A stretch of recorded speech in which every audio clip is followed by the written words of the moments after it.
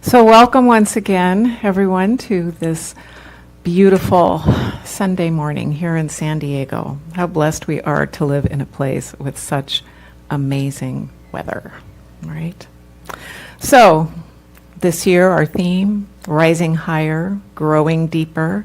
This month, our theme, Living in Color, which has sought to explore the diversity of our community, right? Both acknowledging and celebrating that this is Pride Month for LGBTQA+ folks, and also acknowledging and commemorating Juneteenth, right?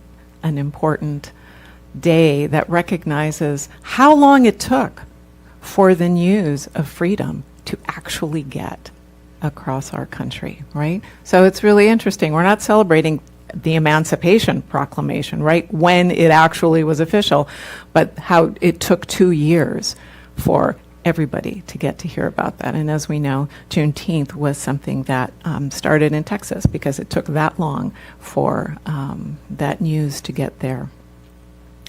So part of what this month offers us the opportunity to do is both celebrate our diversity, but also to celebrate our unity in that diversity. And we're going to talk more about this idea of unity and togetherness today. And one of the things we're going to do is to look at it through the lens of vulnerability, kind of recognizing that divine connection that we have often requires vulnerability. Is that, am I the only one, or is this word one that's a little uncomfortable, right? Does anybody like being vulnerable? No, I don't. So I want to acknowledge that because it's not easy to talk about the things that make us feel vulnerable. I think it's pretty natural as human beings for us to want to avoid discomfort, and vulnerability often brings discomfort, right? But what this also creates the opportunity for is for us to be courageous in addressing those feelings, and to recognize that while we may not always agree, we have this opportunity through all the challenges that arise when we don't agree about things to practice learning how to regulate our emotions, for example, to practice healing trauma, and to practice advocating for ourselves and other people, and how important that is. Different definitions can lead to conflict, but what's important about that is the opportunity for discussion, for dialogue, for exploration, that ultimately can bring us to a greater state and condition and experience of unity with God, with the divine, with ourselves, and with each other. So the Merriam-Webster Dictionary defines to be vulnerable as to be open to attack or damage. That doesn't sound very good, does it? But one thing we can recognize about that state is that we have to be open, right? When we are vulnerable, we are open. Yeah. Brené Brown, who has written extensively about vulnerability and shame, defines vulnerability this way. She says, to me, vulnerability is courage. I think I have a slide here. It's about the willingness to show up and be seen in our lives. And in those moments when we show up, I think those are the most powerful, meaning-making moments of our lives, even if they don't go well. I think they define who we are. How many of us judge success by how well things go?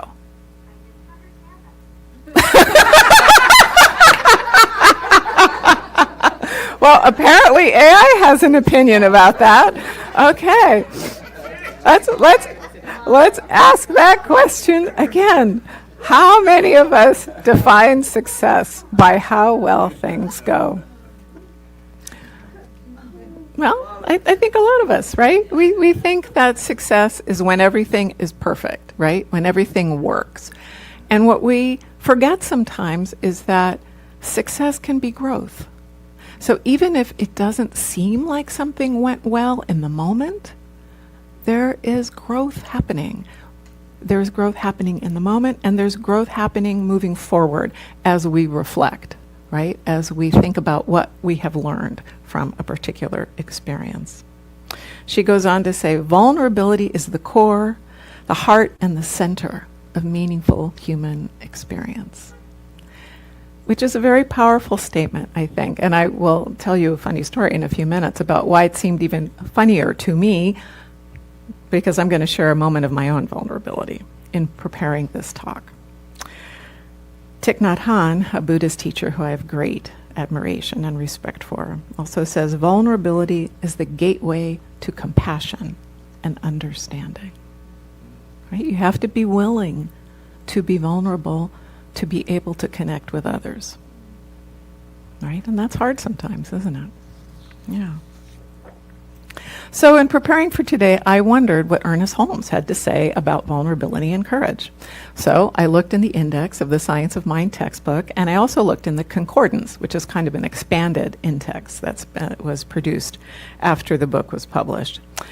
And what's interesting is that neither word appears in either one. So I think we can perhaps imagine that vulnerability was not something that was discussed that much earlier in the 20th century. It's probably a little bit more contemporary and more recent. What he does comment about is the word open, which appears 5 times, and the word unity, which appears 63.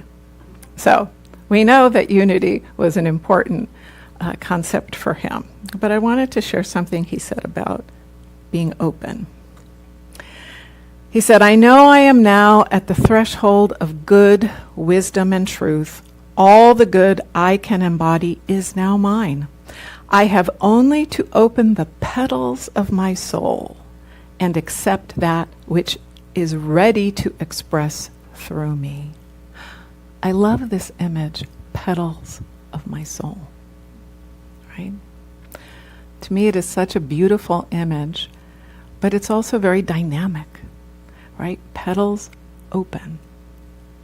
We can allow ourselves to open into this state where things can be expressed through us, where we can embody the good that we desire to experience, where we can embody all of the good that is the divine, where we can embody love and peace and abundance and joy. All of those things require us to open our souls. And oops, yeah, that means we must be vulnerable when that happens, right? This also kind of engages us with that idea of giving and receiving, right? We cannot give unless we open, and we cannot receive unless we're open. And so we come to the question of choice. Right? We are always, in every moment, every breath, every step, at the moment of choice. Do we choose to be open, or do we choose not to be open right now? So, as we've been talking about, vulnerability is uncomfortable. It feels uncomfortable, and it feels challenging, and hey, if I can avoid that, let me do that. And I will share that in my younger life, you might have described me as an armadillo. Somebody who was ready to curl up in the corner to avoid any possible injury, right? I was afraid of the criticism of others. I was afraid of not doing things right. I was afraid of getting hurt. And so it was easier to avoid. In fact, I used to call, in my own mind, I didn't say this out loud, I used to call myself a professional wallflower because it was safe. It was safer to be there. Nobody was going to notice me. All right? But that also limited my experience of life, right? Because I wasn't able to be open and express myself, or really to engage with other people in a rich and full dialogue. The truth is, it was lonely in that safe place, right? Powerful healing occurs when we have the courage to embrace our vulnerability. And our intuition can guide us through initiating and participating in those conversations. So I want to share my vulnerable experience preparing for today's talk. So as you all know, in CSL, our leadership, our national leadership, sends us material for the weekly talks that we give. And we have choice about if we want to use it at all or just use part of it. And in this week's material was a passage from The Color Purple. I'm not going to read it out loud because it's in an idiom that I cannot pronounce with confidence or respect. And when I first saw that, I was like, oh my God, what am I going to do with that? If I sort of mispronounce that, I'm afraid it's going to be seen as disrespectful, or I'm just going to, slaughter it. It's going to be the worst thing ever. And I kind of, walked around for a little while, sort of chewing on my insecurity, my own anxiety, and my own fear of being vulnerable and making a mistake, right? And they had also provided a sort of translated version, for lack of a better way to put that. And, I thought, well, maybe I should read that. But that just sort of seemed to, I don't know, that didn't sit quite right either. I share all of this to say that the point of this passage is to talk about both growth in a person and acknowledgement and recognition of how some people have been very poorly treated. And for those of you, how many people are familiar with the novel, The Color Purple, or the movie? Mm-hmm. Yeah, a few people, right? So, as you know, part of the story is that the main character, who in the film, or the first film anyway, was played by Whoopi Goldberg, is raised by an abusive father, and then she's married off to an abusive man, and she suffers a great deal. And this man, her husband that she's married to, is in love with somebody else. And that somebody else eventually comes and stays with them, and Whoopi Goldberg's character and that somebody else, a woman, fall in love. And that's part of the complicated story. But what is happening in this passage is that the husband is acknowledging that part of the reason he beat the Whoopi Goldberg character, his wife, was because she was not that other person that he loved. And all of that is simply to say it's sort of looking at the issues of how we treat each other, how we see our wholeness or lack of wholeness. And I wanted to share that story so you could see that I'm struggling, like everybody else, I have my moments of struggling with my own vulnerability. And so I wanted to share that to you. This is not a sort of abstract, hey, you guys out there. This is, we're all in the vulnerable boat together, right? And I invite you to look at the book and page 269, where you will see this passage, because I'm not going to read it out loud. But I think we all wrestle with this idea of right? Are we doing things right? Are other people doing things right? We have a very binary culture in a lot of ways, right? We're always wrestling sort of with that binary and what it means and how we live with it. And sometimes it really feels like, well, there can only be one right or one wrong, right? And the idea here is not to say that there isn't right and wrong per se. We all must determine, according to our values, according to our idea of sort of the moral compass that we live with, what is right for us. And the invitation really is to be in dialogue about what is right for both ourselves and other people. Can we come together in a sense of not, I don't want to say, sort of compromise so much as looking for those things that bring us together, that support our collective wholeness, right? And there's a lot about the values of our country, for example, that have raised us up. We haven't always lived up to them, right? That is our ongoing project. But the values themselves are very beautiful, right? Life, liberty, the pursuit of freedom, all those things. So what often happens, or I certainly experience this, is, we kind of avoid people who make us feel uncomfortable or who we're afraid of or who are really different from us, because it takes a lot of energy, not to mention risk, right, in dealing with that vulnerability. And yet, when we don't engage with people, we lose the opportunity to create a greater wholeness for our own experience because we have expressed what is most important to us, and we lose the opportunity to support that experience of connection and wholeness in others. So what are some of the kinds of things we can do to support ourselves? And I'm not suggesting that we should put ourselves at risk, right? That's not really the point of this. We need to have boundaries. We need to feel safe. But how do we feel safe? Is avoidance the only way to feel safe? Can we feel safe or safer by using our breath to stay calm, to remember that love is within us, for example? Can we feel safer by being gentle with ourselves, by giving ourselves grace and giving other people grace, right?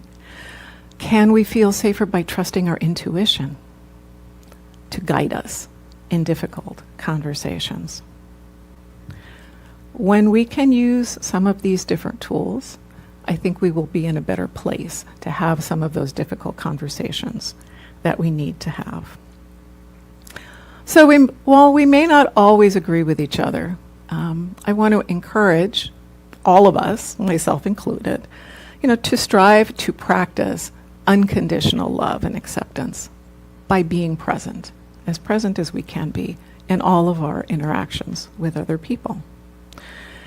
One thing I think we all observe in life, and sadly this is still our reality in many instances, but that marginalized people are often not treated as fully human beings. And that's in many different kinds of contexts, whether we're talking about people who are unhoused, whether we're talking about people in marginalized communities, Black and brown people, immigrants. There's an endless list of others, as we are very good in our society at othering people. But it's really important, I'm just going to affirm that as a value I hold, to choose to practice that unconditional love and acceptance and to look for opportunities for that dialogue. I want to share a Rumi quote. I have no idea if Rumi, who actually said all these things, but he's wonderful to quote all the time. So Rumi, of course, is that poet of the Middle East from I think it's the 16th century, something like that. Anyway, he said, "Out beyond ideas of wrongdoing and right doing, there is a field, and I will meet you there." Wow. I really love this idea, right? I don't have to be planted in my idea of right and wrong in every moment, right? Because I hold that there, so I'm not going to fall over. I can go to this other place and meet you there. And I'm going to share that. I love this quote because I was talking with my husband last night about the talk, and he reminded me of something that he and I do, but is also something that he taught me. And that was when we were first married 11 years ago, we had agreement about a lot of things, but, we also had disagreement. And he used to call those experiences of disagreement growing together pains.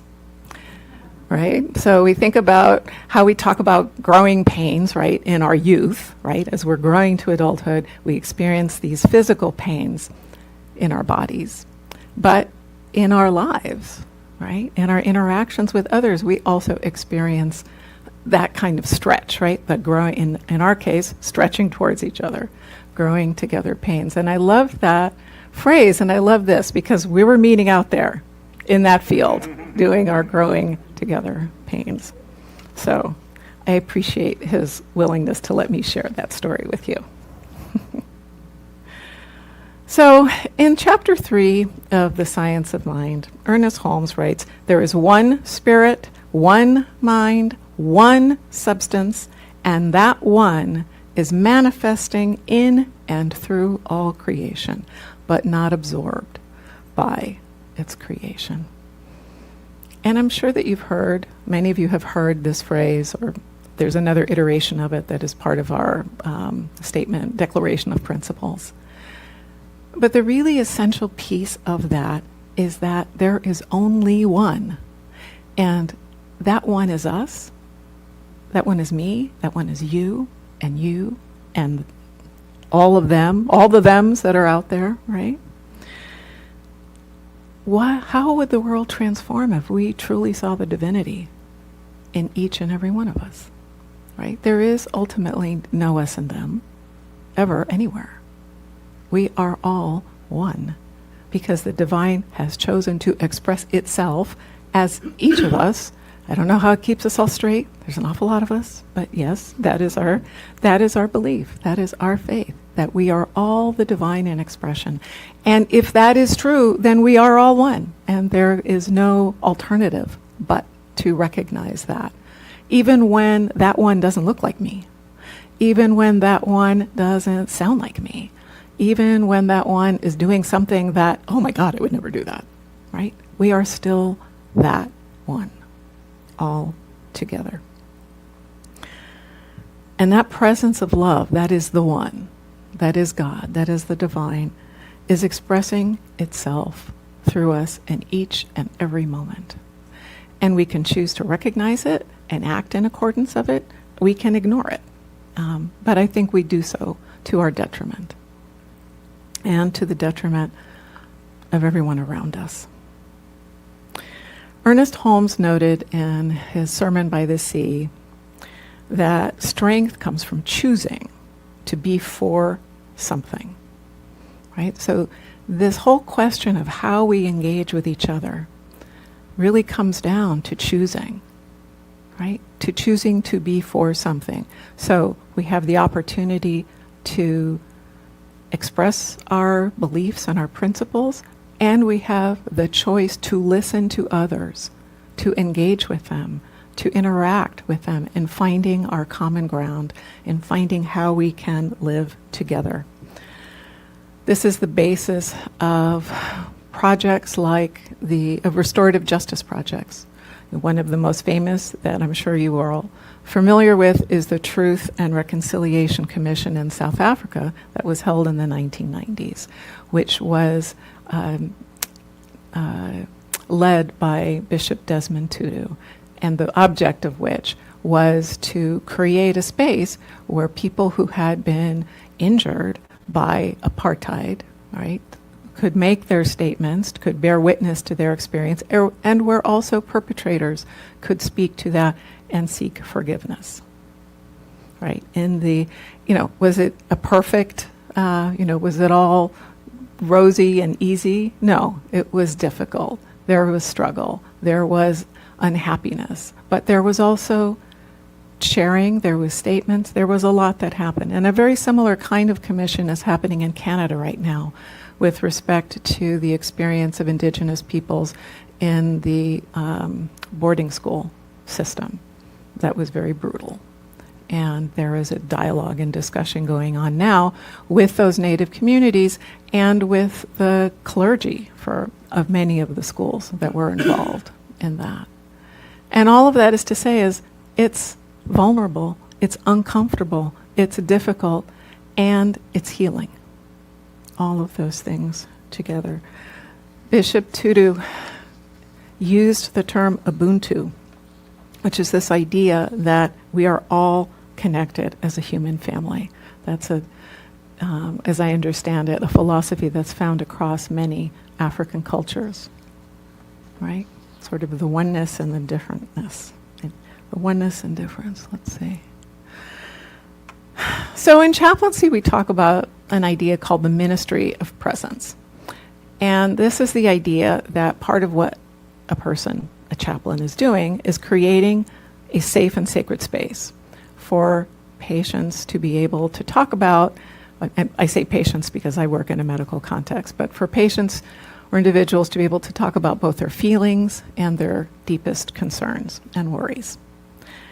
And today, I want to invite us to think about not only creating safe space, but to create what Brené Brown calls brave space, right? And brave space, again, is something that requires a willingness to be open, a willingness to be vulnerable.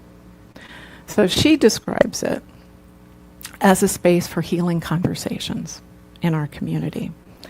And it's not about being comfortable, but it's about engaging deeply in order to foster understanding and connection. So I want to invite us this week to think about what we might be able to do in the project of creating brave space together. Whether it is in our personal lives, here at home, out in your workplace, wherever you engage with people, which is virtually everywhere, right? So here are some tools for creating brave space. So one of them is to just model vulnerability.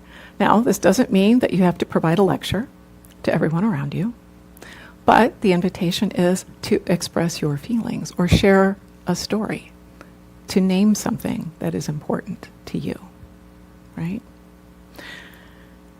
Because when you embody that vulnerability, when you embody that openness, maybe we can just use the word openness instead of vulnerability. When you embody that, that's also an invitation for other people to do the same. Another is perspective taking. Can we sort of suspend our point of view long enough to just think about the point of view of other people? That doesn't have to mean saying they're right and you're wrong. It just means expanding, stretching, perhaps experiencing some growing together pains.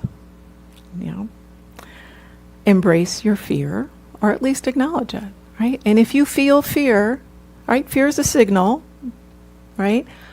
Maybe be curious. What is that fear about right now?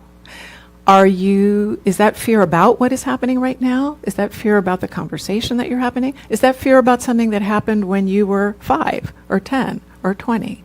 Is it possible you have more tools now to deal with whatever that is kind of triggering or sparking that feeling? Use your critical thinking, right? We all have it. Which just means to stay open to questioning, right? To perhaps invite questions for yourself and to see if it's okay to ask questions of other people. Think about your intentions. And part of what's really important about intentions is the idea that our intentions help us to set boundaries, right? They help us to understand sort of what are the limits in this moment, in this conversation, in this interaction.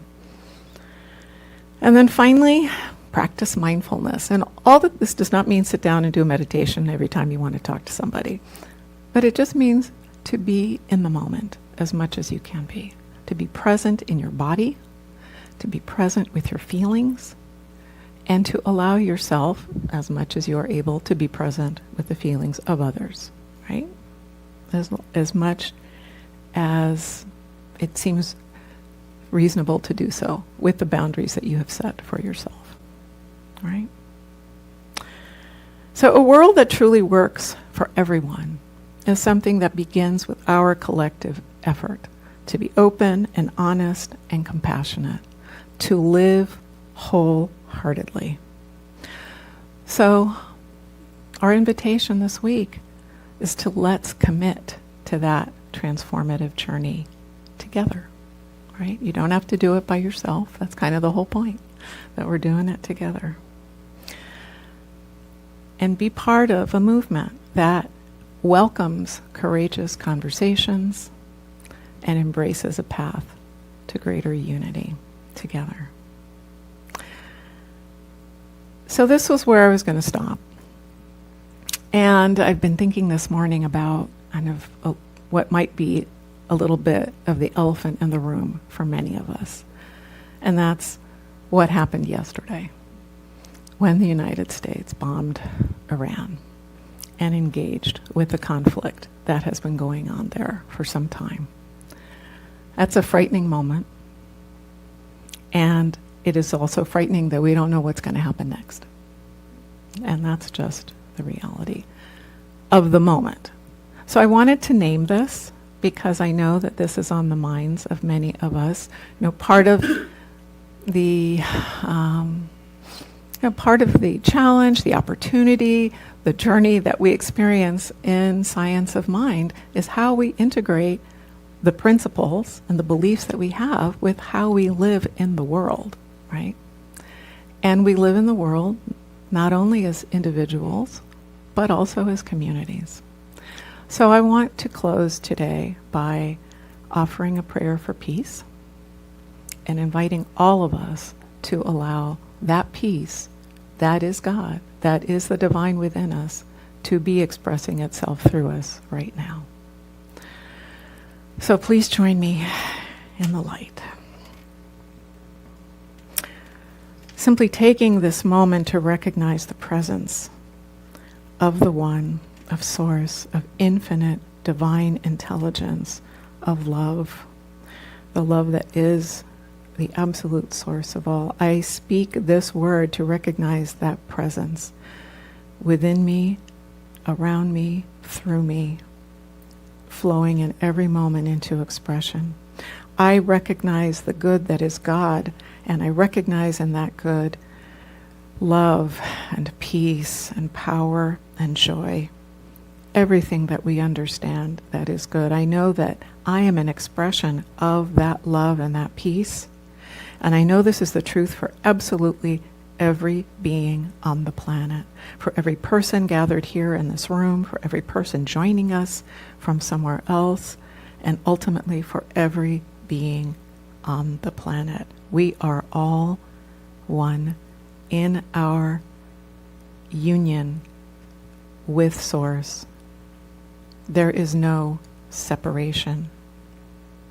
And I speak this word this morning simply to know that peace.